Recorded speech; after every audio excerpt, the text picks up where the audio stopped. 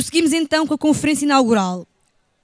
Aprender a ler entre linhas em la era digital. Proferida por Cristóbal Cobo, investigador do Instituto Internet na Universidade de Oxford, com vasta reflexão e produção sobre as novas formas de ler. A comentar, Cristina Rubal Cordeiro, professora da Faculdade de Letras da Universidade de Coimbra, escritora, ensaísta e crítica literária. Muito bom dia a todos e a todas. Vamos dar início a esta sessão. Tenho muito gosto em moderar a mesa redonda. Estava anunciada a professora Fernanda Rolo, estou em substituição, e também a minha presença deve-se ao facto de eu ter neste momento a responsabilidade da extensão do Plano Nacional de Leitura ao ensino superior, num programa que designamos por Ler Mais Ciência.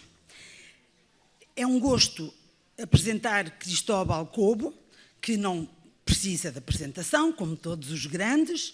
Direi, contudo, que é professor e pesquisador em novas tecnologias e tecnologias educacionais, doutorado em Ciências da Comunicação pela Universidade Autónoma de Barcelona, atualmente investigador na Universidade de Oxford, foi professor convidado na Universidade Católica de Leuven, visitante na Universidade de Colina, no México, trabalhou e trabalha com muitos projetos na América do Sul, na América do Norte e na Europa, tem dezenas de livros, de capítulos de livros, de artigos publicados pelo mundo todo, em revistas internacionais de referência, e proferiu numerosíssimas centenas, direi também, de conferências um pouco por todo o mundo.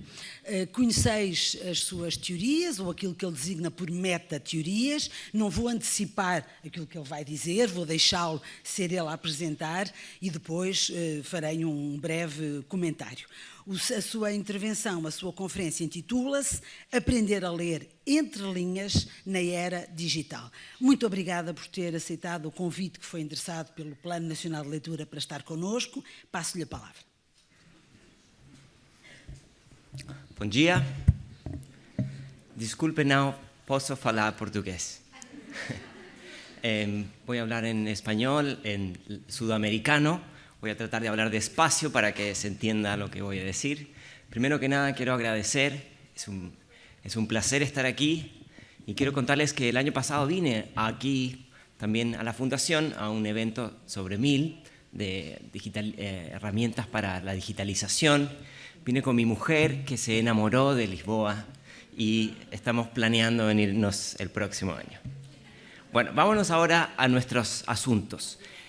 Yo hoy día quisiera que reflexionemos sobre cómo se amplía el concepto de las literacidades, los alfabetismos.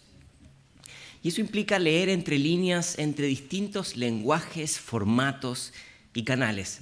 Y el mundo está cambiando muy rápido. No sé si vieron hace poco una persona dijo, fui a un Starbucks y vi a un tipo que no tenía iPhone, que no tenía tablet, que no tenía laptop, estaba solamente tomando un café como un psicópata. En ese mundo estamos viviendo hoy día. Pero también estamos viviendo en un mundo donde Internet está cambiando mucho. Internet solía presentarse como el espacio de diversidad de voces y hoy día vemos, más que antes, que se ha convertido en un espacio de burbujas, donde hablamos con personas que piensan como nosotros, que están en un contexto similar a nosotros, y eso nos genera ciertos espacios de vacío para poder hablar con otros. Y entonces quiero presentar y analizar con ustedes algunos de los desafíos que esto presenta. Pero antes quiero decir que voy a proponer que pensemos en esta idea de la multiliteracia, de una manera abierta. El concepto de texto ha ido ampliándose y diversificándose. No solamente la palabra escrita, sino que la imagen, el video, el sonido, los números. Por lo tanto, es crítico que pensemos en cómo preparar a las nuevas y no nuevas generaciones para poder leer entre líneas, para poder tener un análisis crítico de esta información. Durante el siglo XX, a comienzos del siglo XX, la fotografía del planeta, de la falta de alfabetismo o iliteracia, si se podría decir, no sé si existe esa palabra, en el mundo era la mancha en rojo, ¿no? Es decir, todas las zonas en rojo, ¿vermela se dice? Son las zonas donde no había dominio de poder leer y escribir. Y durante el siglo XX pasaron cosas fascinantes. Se utilizaron distintos esfuerzos para que un sector más amplio de la población pudiera saber leer. Por ejemplo, en China utilizaron esta tecnología muy moderna, tecnología móvil, para poder llevar en zonas rurales la posibilidad de que la gente pudiese aprender a leer. Es mucho mejor que un iPhone, porque no le pasa nada con la lluvia, no necesita enchufarse, en fin. Ahora, a comienzos de este siglo, la fotografía del analfabetismo en el planeta se concentra en el sudeste asiático y en África subsahariana. Pero sabemos que ese no es el final de la historia y que las tecnologías han venido a complejizar lo que entendemos por alfabetismo. Pero ¿saben qué? La tecnología es un concepto tremendamente posmoderno, porque depende del momento en que nos tocó vivir lo que nosotros entendemos por tecnología. Adams dice que cualquier tecnología que existe, cualquier instrumento o aparato que existe cuando nosotros nacemos, no es tecnología, es parte de la infraestructura del mundo en el que nos tocó vivir.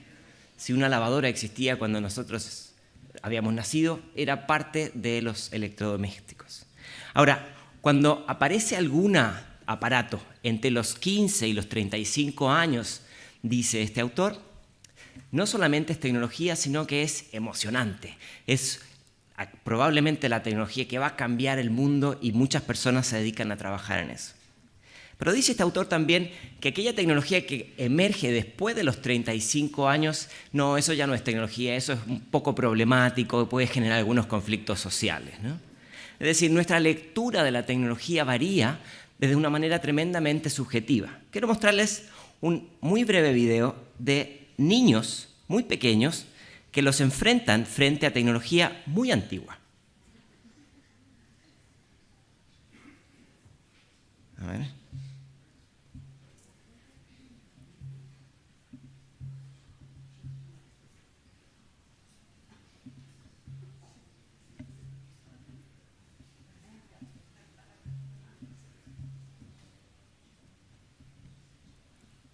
Un segundo.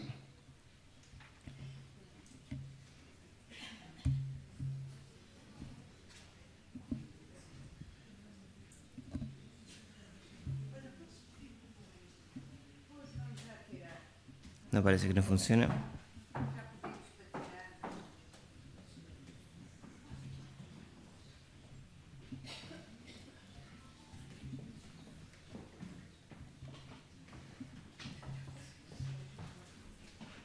No, parece que no va a funcionar la tecnología. Tanto que hablé de tecnología, vamos a hacer un intento. Si no funciona, ya lo dejamos.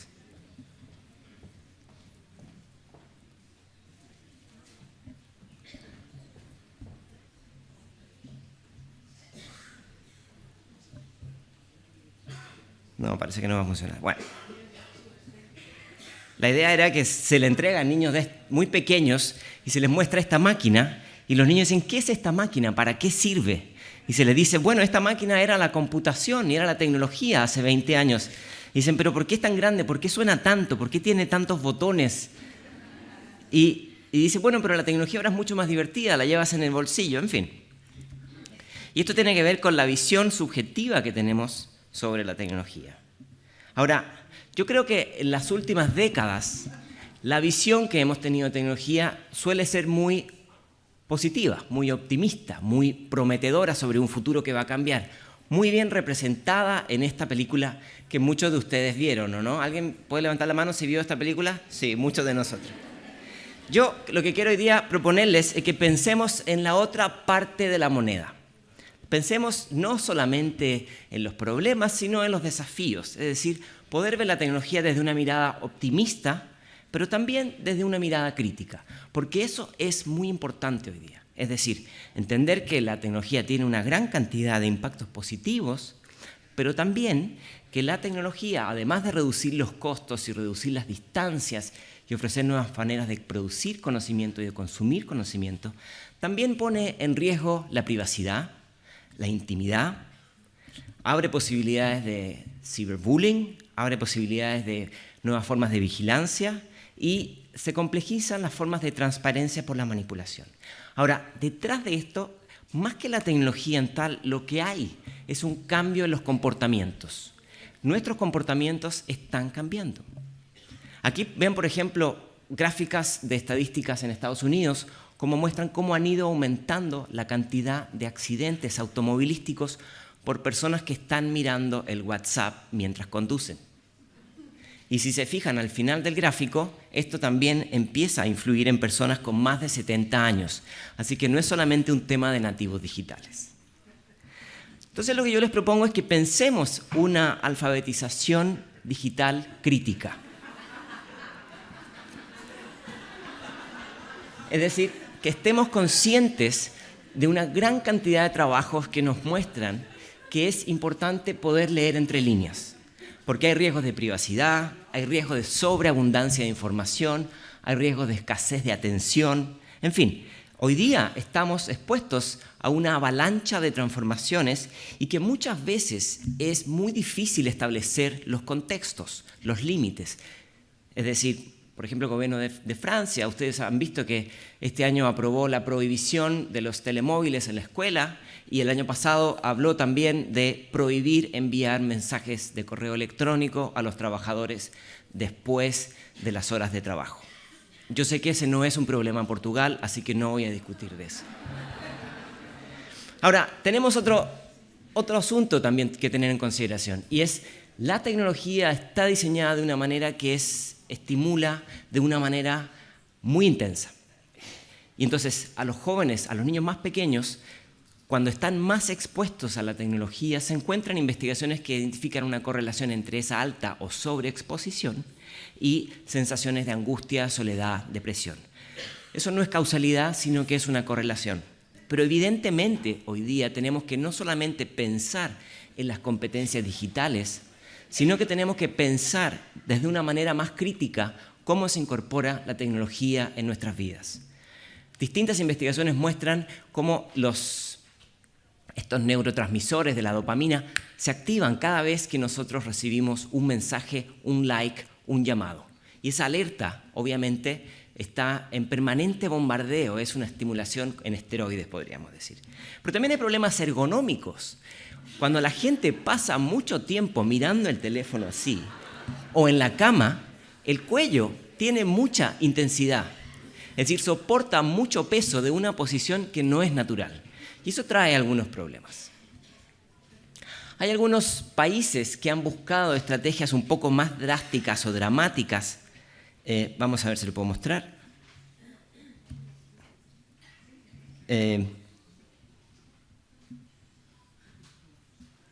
No, los videos no están funcionando, pero aquí hay una lección en una escuela en China donde hay una persona que está dándole con un martillo al telemóvil y al lado tiene a todos los niños aprendiendo la lección de que el telemóvil no se puede traer en la escuela. Yo no sé por qué le pega tantas veces y con una sola vez es suficiente. Ahora, hay otros aspectos que tomar en consideración sobre esto. Los adolescentes hoy día, y otras edades también, han de aprender a autorregularse. Porque el teléfono en la noche lo que hace es hiperestimular tu sistema nervioso en vez de ayudarte a irte descansando y desconectando antes de dormir. Y esto implica nuevas habilidades, nuevas competencias digitales en este escenario. Colegas míos de la Universidad de Oxford hicieron un estudio para identificar cuáles son las estrategias que tienen los padres con sus niños con respecto al teléfono. Hicieron 20.000 entrevistas y quisieron explorar cuál es el tiempo en pantalla, lo que en inglés se llama screen time, que es adecuado para los niños para estar frente al teléfono. Y no hay un tiempo adecuado, es cuánto los padres hablan con los niños y con los no tan niños sobre la experiencia en línea. Esa es la clave, cómo incorporar el espacio digital en el espacio de construcción de relaciones entre las personas. No hay una cantidad de minutos, aunque la American Pediatry Association sugiere que son X cantidad de minutos. Entonces lo que hay detrás es la necesidad de pensar en este concepto de la metacognición. Metacognición no es solamente pensar sobre el pensamiento, sino que diseñar estrategias para aprender sobre algo. La metacognición es la capacidad de poder llevar conocimiento de un contexto a otro. Y lo que nosotros creemos es que es muy importante poder desarrollar una metacognición digital. Es decir, ser conscientes sobre nuestra exposición a las tecnologías, las oportunidades que ofrece y las responsabilidades que también trae consigo. El año pasado aquí estuvo nuestro amigo Néstor García Canclini. Y Canclini plantea otra dimensión que es muy importante de ser tomada en consideración. Canclini plantea que hoy día en Internet, en los espacios digitales, la información se concentra en unas pocas instituciones que concentran una parte importantísima de nuestras experiencias en línea. Y eso afecta la libertad, eso afecta la democracia, eso afecta la diversidad de opiniones cuando unos pocos stakeholders concentran una buena parte de la atención. ¿Qué problemas trae esto que sugiere Canclini? Bueno, una gran cantidad de nuevos desafíos. No son nuevos, son desafíos de siempre, pero que hoy día se amplifican en una gran cantidad de espacios. Por ejemplo, tenemos problemáticas de misinformation, cuando uno de manera no intencional comete un error sobre la información que circula, porque no tiene la información actualizada o porque comete algún error. Pero hay información con mala intención, malinformation, es decir, cuando yo doy a conocer información con el deseo de dañar a alguien o de afectar a una institución o persona. Y lo que se junta entre medio son los famosos rumores, la disinformation, es decir, todo lo que por buenas o malas intenciones o por falta de información, al momento de combinarse, generan rumores que generan realidades paralelas que afectan de manera profunda la manera en que nosotros nos relacionamos con la realidad. Esto no es nuevo. En los años 90, el año 93, el New Yorker publicó esta noticia donde un perro le dice a otro: lo bueno de Internet es que nadie sabe que eres un perro. Es increíble que han pasado 30 años y seguimos riéndonos por el mismo chiste, pero podríamos reemplazar el perro por un educador, por un investigador, por un experto. Y entonces pensamos, en Internet hay una cultura diferente a la cultura analógica, es decir, las estructuras de expertise se construyen de manera distinta, como por ejemplo se construye Wikipedia. Por eso que es tan importante cuando se piensa en una literacidad digital, no es solamente aprender a utilizar los instrumentos, sino que el elemento clave, creo yo, es ser capaz de aprender a interpretar, analizar, sintetizar y mirar desde una mirada crítica. Internet hoy día está mucho más expuesto que antes a problemas, o por lo menos estamos mucho más conscientes que antes de estos problemas. Si usted tiene un par de euros, puede comprar, por ejemplo, en Twitter, miles y miles de followers. Es decir, si usted quiere ser un candidato político y no tiene mucha popularidad, pero tiene un par de euros, muy rápidamente puede tener muchos amigos. Y esto es un problema. Es un problema porque cambia las reglas del juego. Y entonces, hoy día, las habilidades digitales se han ido complejizando porque se han amplificado las formas de manipular información. Hoy día estamos más conscientes de ello. Ahora, también quiero decir que este no es un fenómeno nuevo. Esta fotografía de la izquierda, yo creo que la conocen, es una foto de Lincoln de los años 1860, pero esa fotografía no es completamente de él. El rostro es de él, pero la verdad es que el cuerpo es de otro político de apellido Calvo, ¿no? Tantos años pensando que ese era el cuerpo de Lincoln y no lo es. Ahora, no es un tema de los americanos solamente, es decir, en otros momentos de la historia, otras autoridades también han jugado con la mala o la modificación de la información o las hoy día llamadas fake news.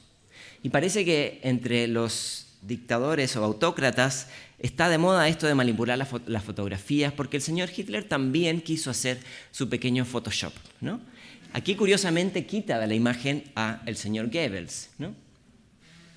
Ahora, hoy día ese mundo se incorpora a nuestros días. Tenemos aquí un recorte de imágenes, cómo se sacan de un evento y se ponen en otro para dar la sensación de que la información hoy día es real porque es inmediata y es efectiva, pero la velocidad es lo que menos ayuda a poder analizar de manera crítica. Es decir, vamos a hacer una pausa y vamos a analizar si esta información es confiable o no, o en qué contexto se genera. Y entonces, esto hoy día no es solamente utilizado con fines políticos, es utilizado para la moda, es utilizado para generar nuevas construcciones de identidad. Y entonces la gente utiliza Photoshop como una herramienta de manipulación permanente. No, ese señor no fue al gimnasio, ese señor fue a Photoshop. Bueno, por alguna razón el video no está funcionando, pero lo que quería mostrarles, se va a mostrar sin audio, es que hoy día el paso siguiente es con los videos. Hay una herramienta que se llama Deepfake, que permite que una persona pueda poner su voz en otra persona. Entonces aquí aparece Obama hablando, se lo van a tener que imaginar por ahora por qué. Y entonces, este es un algoritmo que lo que hace es reconocer la voz. Mira, esta persona de la derecha se mueve de la misma manera que el señor Bush. Entonces, hoy día podemos poner en palabras de otra persona algo que a lo mejor nunca dijo.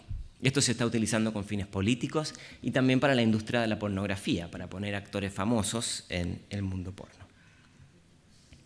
Entonces, la capacidad de leer entre líneas se complejiza porque las tecnologías avanzan de manera cada vez más rápida.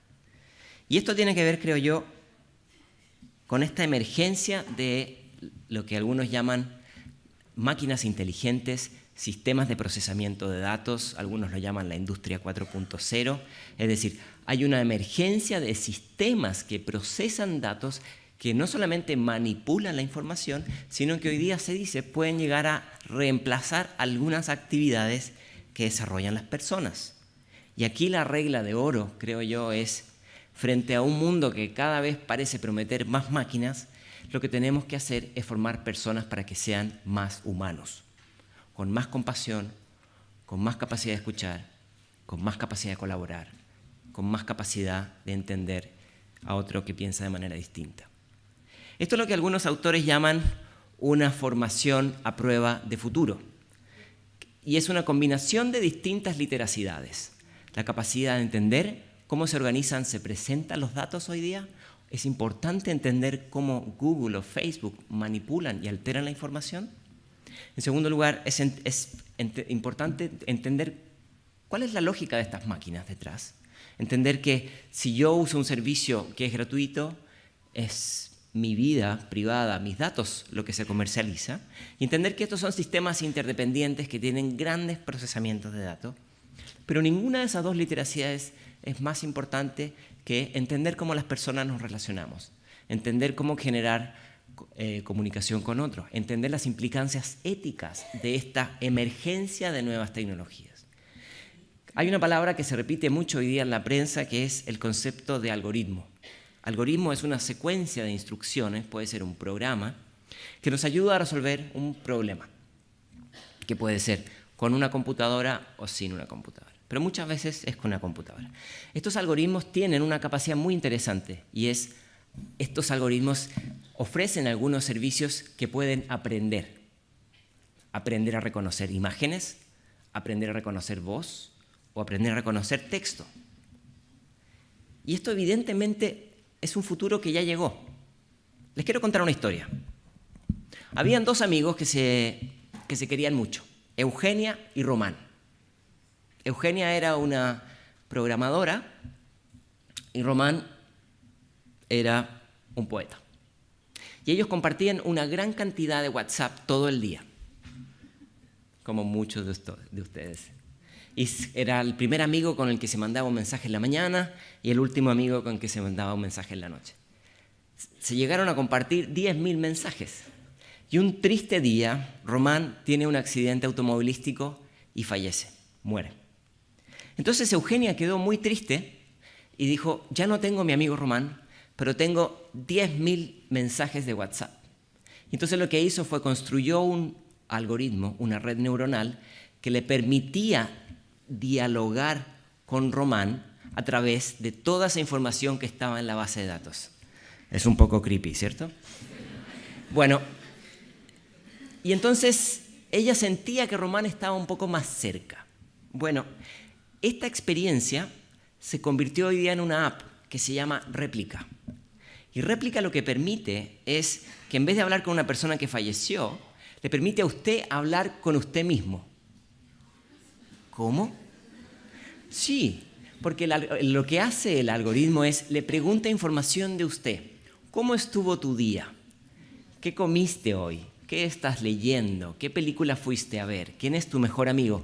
Y el algoritmo empieza a aprender sobre ti. Y entonces luego te empieza a decir cosas que te hacen sentir bien. Te construye una burbuja perfecta.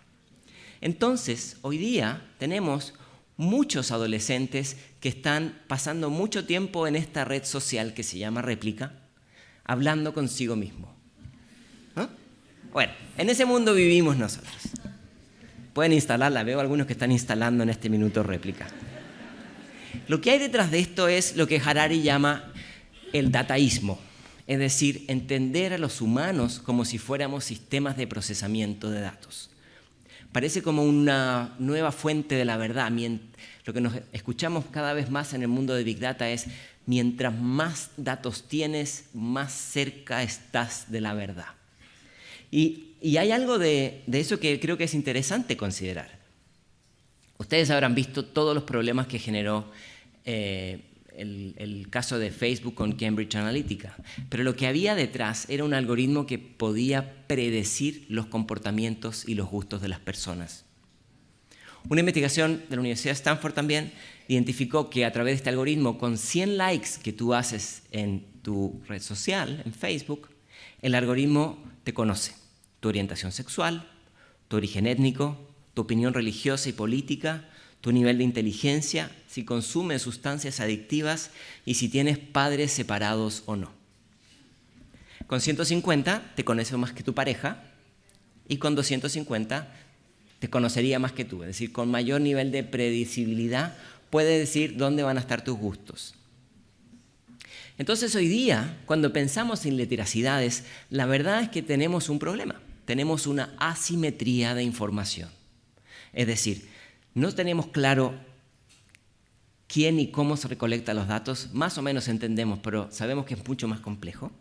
Y tampoco sabemos en qué contextos son utilizados esos datos. Pero lo que sí sabemos es que esos usos de los datos que hacen estas herramientas no son neutrales. Recopilan los intereses nuestros para fines comerciales o ideológicos. Y cuando preparamos a las futuras generaciones y las generaciones que ya están, tenemos que pensar en esto, en entender cuáles son los conflictos que genera esta sobreexposición. Déjenme hacerles una pregunta. ¿Cuántas decisiones tomamos hoy? Hoy día en la mañana, desde que se despertaron hasta ahora. ¡Uf! Una enorme cantidad de decisiones, ¿no?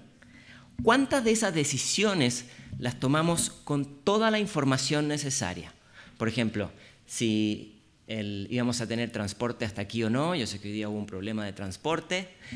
Si iba a llover, si iba a haber lluvia, si iba a hacer frío, si iba a haber café aquí en la fundación. Tomamos muchas decisiones. ¿Cuántas tomamos con toda la información necesaria? Probablemente unas pocas. Y una gran cantidad de ellas las tomamos con la información disponible. Busqué yo en el weather forecast y vi si iba a llover o no. Y en base a eso tomé las decisiones. Entonces podríamos preguntarnos por un momento, ¿cuántas decisiones tomamos influidos por algún algoritmo? Por ejemplo, el clima, o el mapa, o las noticias, o un buscador. Es decir, estos pequeños sistemas inteligentes o autónomos generan una gran influencia en nuestras decisiones y muchas veces lo hacemos con información insuficiente. Muchas veces lo hacemos con información suficiente. Y por un segundo sería pertinente preguntarse, ¿a qué costo vivimos sin tener la información perfecta? Y aquí pasa algo muy interesante porque estamos dispuestos a pagar dinero por la ropa, estamos dispuestos a pagar dinero por una buena comida o por un buen servicio de salud, pero muchas veces no estamos dispuestos a pagar por información. Y entonces lo que ocurre es que vivimos en un mundo donde tenemos información fast food, de baja calidad, pero muy rápida. ¿Tiene implicancias eso? Yo creo que sí. Optamos por decidir a pesar de no tener toda o la mejor información. Esto es lo que los americanos llaman GIGO, garbage in, garbage out. Entra basura, donde entra la basura, sale basura. Si tenemos mala información, vamos a tomar malas decisiones. Ahora, una preocupación que yo tengo es ¿cuántos de estos pequeños agentes personales tipo Uber o Siri que utilizamos son servicios con los que no estamos conscientes qué hacen con nuestros datos? Yo creo que muchos. Pero la verdad son tantos que terminamos por dejarlos. Aceptamos los términos y condiciones porque es complejo, porque está difícil, porque es largo. Entonces pasa algo muy grave en nuestra sociedad. Decidimos no decidir. Decidimos que estos sistemas decidan por nosotros. Tomamos la configuración por defecto. Déjenme darles un ejemplo. Antes, nuestra gran preocupación era que los jóvenes y los no tan jóvenes pasaban mucho tiempo en las redes sociales, ¿cierto? Pero en el 2018, este año, nos dimos cuenta que además de eso hay una mala utilización de los datos de las personas. Es decir, hay uso descuidado a pesar de que nos prometen que se toman la privacidad muy serio. Y eso generó ni más ni menos que un leaking o una fuga de datos de 87 millones de personas, como si nada. Y hace pocas semanas otra de 30 millones de datos. Es decir, una parte importantísima de la población se ha visto afectada por esto. ¿Y cómo reacciona Facebook? Bueno, implementa un servicio que se llama Portal Facebook, donde usted pone una cámara en su casa para que lo siga cada vez a donde va, y entonces esta cámara tiene todo el control sobre su vida privada, ya no solamente con el telemóvil, sino que ahora con esta máquina. Es decir, más y más y más formas de vulnerabilidad a la exposición de la privacidad. Y entonces, ¿qué contexto genera esto? Pareciera ser que cada vez estamos más dispuestos a intercambiar privacidad por beneficios. Doy mis datos a Facebook, pero puedo hablar con mis amigos. Y uno de los problemas que esto genera es que integrar grandes volúmenes de datos a operadores que pueden procesar y predecir comportamientos genera nuevamente asimetrías de información. Y hoy día vivimos en un equilibrio entre vigilancia y libertad, ¿no? Puedo tener un teléfono que me da libertad de ir donde yo quiera porque tengo un Google Maps, pero también sé que donde yo vaya, Google Maps me va a seguir. Mientras más sabemos de la web, más sabe la web sobre nosotros. ¿Qué riesgos hay detrás? Bueno, hoy día se generan, como decíamos, nuevas asimetrías. Unas pocas organizaciones concentran una gran cantidad de información y una gran cantidad de nosotros, que no entendemos bien cómo utilizan nuestros datos, somos proveedores de nuestros datos y el de nuestros seres queridos y el de nuestras comunidades. En segundo lugar, no todo el mundo está consciente de que estos algoritmos tienen un sesgo, es decir, tienen bajos niveles de neutralidad y tienden a discriminar y a preferir unas cosas sobre otras. ¿Nunca se preguntaron por qué Siri tiene voz de mujer? La manipulación es otro factor importante. Es decir, las personas son reducidas a valores de datos. Y todo esto está generando una profunda crisis de confianza. Y quienes trabajamos en literacidades tenemos que pensar en esto. Yo creo que el primer elemento que tenemos que hacer es pensar cómo expandir esta idea de una literacidad crítica digital. Capacidad de agencia, capacidad de autonomía, capacidad de tomar decisiones por mi cuenta y no solamente utilizar los servicios por defecto. Cuando se implementó esa cultura de análisis crítico, entonces vienen las herramientas. Pero si la herramienta viene antes del análisis, no funciona, no es suficiente. Es decir, un elemento importante de esto es saber utilizar tecnología, muy importante, pero no es suficiente. Un segundo elemento tiene que ver con conocer los contextos en que se utiliza la tecnología. Y yo creo que el tercero y más importante hoy día, por lo menos, es conocer los nuevos contextos que se generan en la combinación de los dos anteriores. ¿Alguna vez les ha tocado estar en un autobús y tener una experiencia como esa? Es decir, hoy día, en un contexto de sobreexposición digital, lo que estamos viendo es que las habilidades blandas, la capacidad de empatía, la capacidad de colaboración, la capacidad de mirarte a los ojos con otra persona, hoy día parece más importante que nunca. El mundo está cambiando. El otro día, el Telegraph, periódico británico, decía que Facebook permite hoy día poner en tu perfil hasta 71 posibles combinaciones de con qué género te sientes identificado. El mundo está cambiando, no me digan que no. O sea, hay mucha creatividad detrás de 71, ¿no? Y hay otro elemento que yo creo que es crucial, y ahora voy a pasar a la fase de cierre de las ideas principales. David Sacks plantea que hoy día hay una revancha de lo analógico, es decir, hay personas que están un poco cansadas de lo digital. Aquí hay un emprendimiento de un grupo de personas que decidieron desarrollar una nueva laptop que no tiene redes sociales, que no habla por Skype, que no tiene ninguna posibilidad de conectarse con Facebook. Es una laptop solamente para escribir. Qué aburrido, ¿no? Y esto es producto de que hemos sido tan bombardeados con la cantidad de información y mensajes y likes y WhatsApp y notificaciones que hoy día la gente dice, yo necesito estar conectado pero solamente con lo mío. Entonces, bueno, yo creo que es interesante porque esto también tiene que ver con las nuevas habilidades en un mundo de sobreinformación.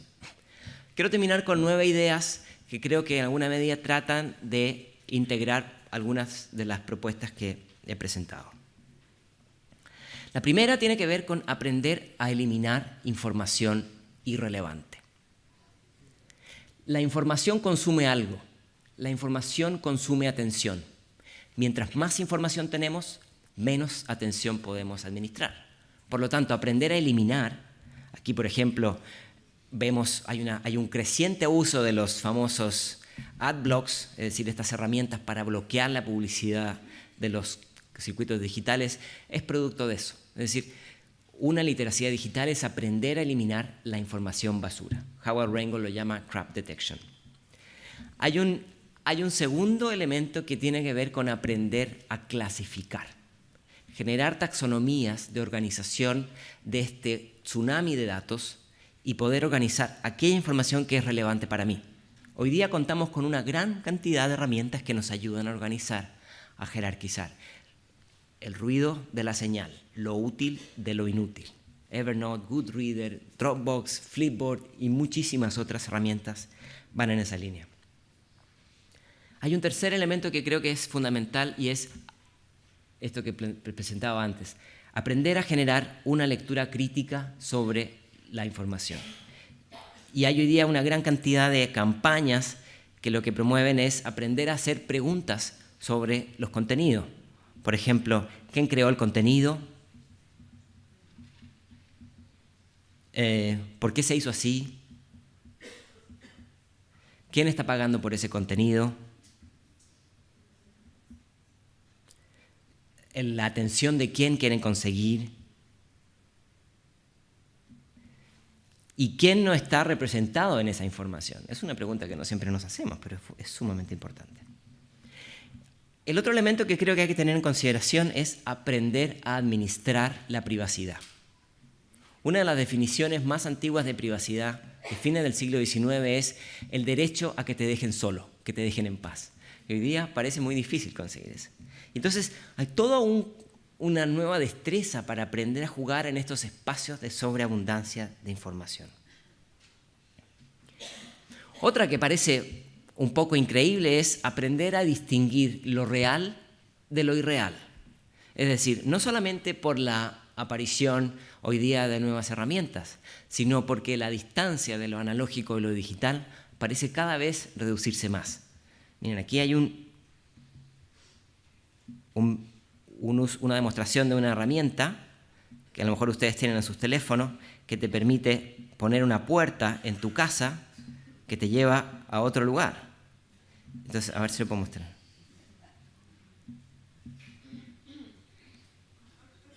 Está la puerta y tú puedes cruzar sin problema y puedes entrar a esta Lamento que el video no está funcionando, pero se imagina lo que significa, ¿no?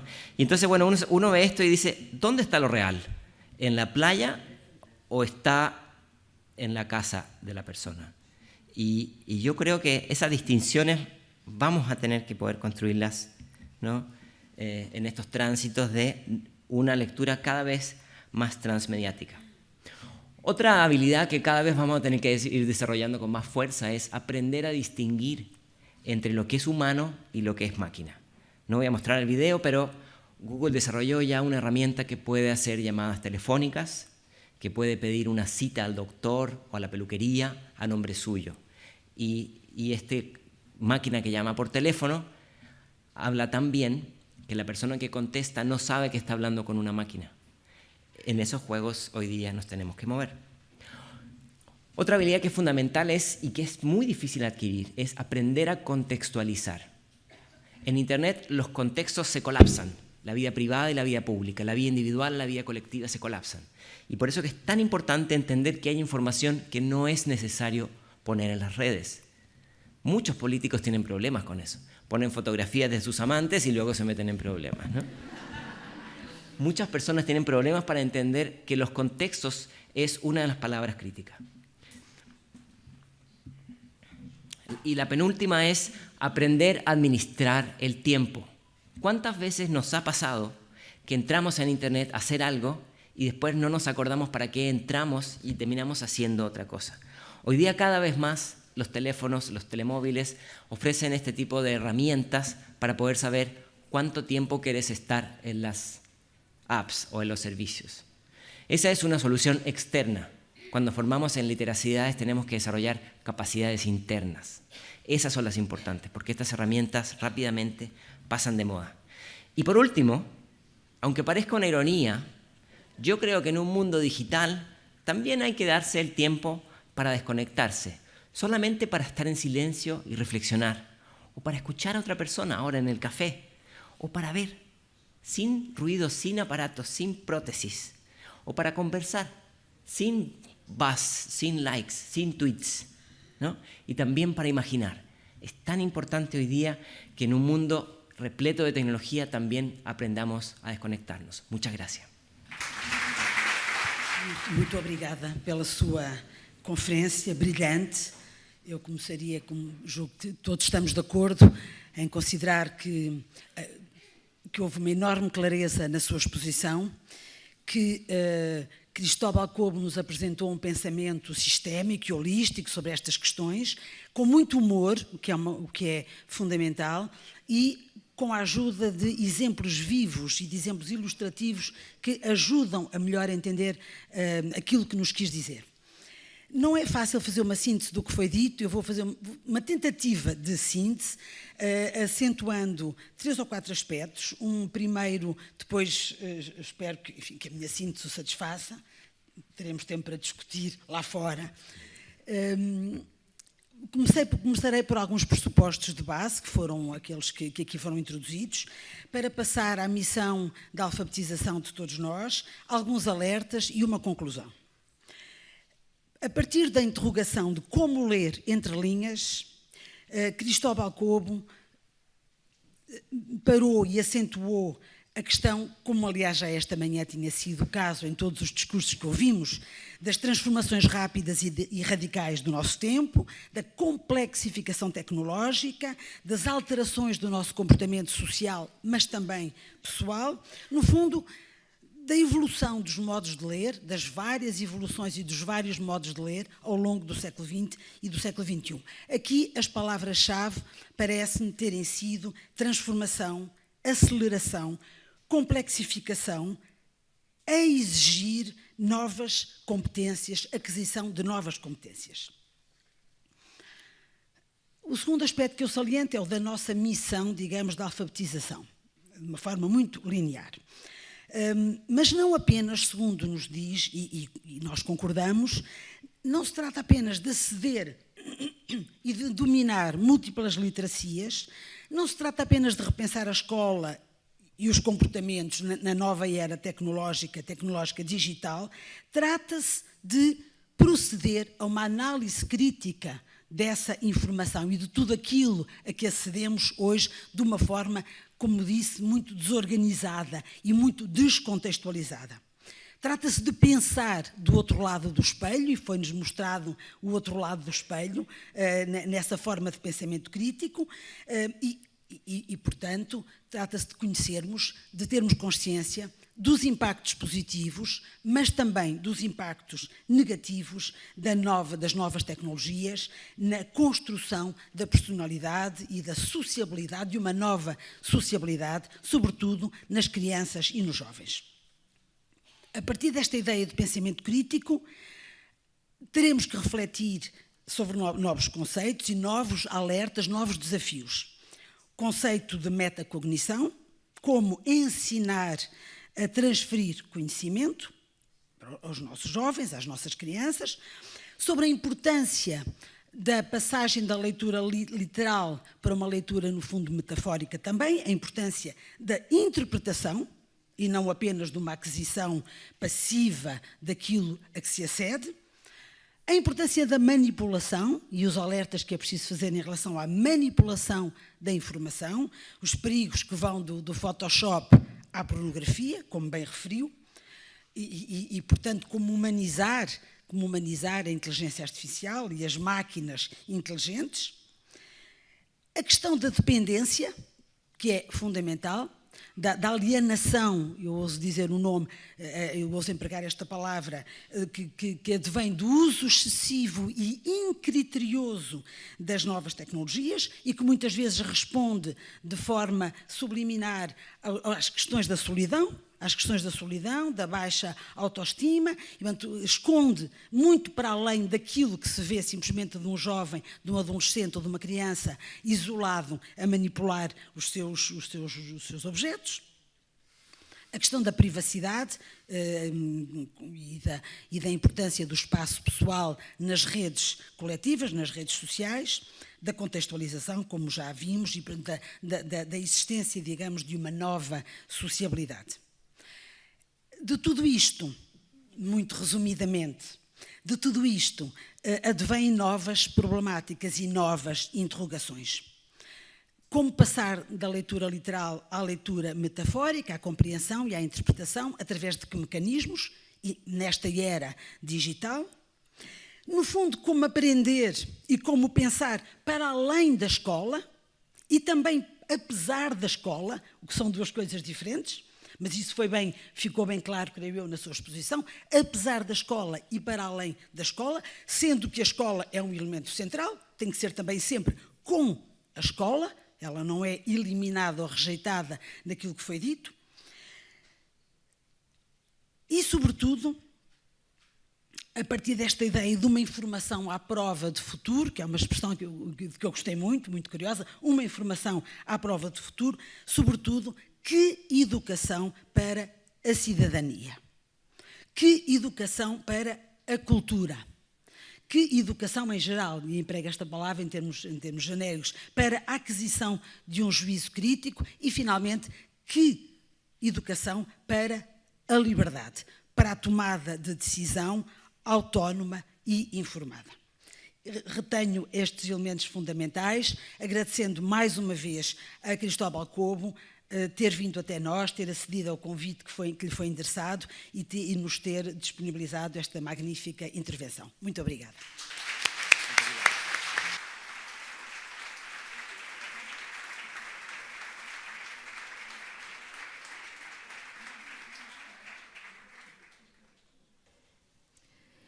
Fazemos então uma pausa de cerca de 1h30 para almoço. Pedimos a vossa presença às 14h15, hora a que, imperativamente, retomaremos os nossos trabalhos. Obrigada mais uma vez.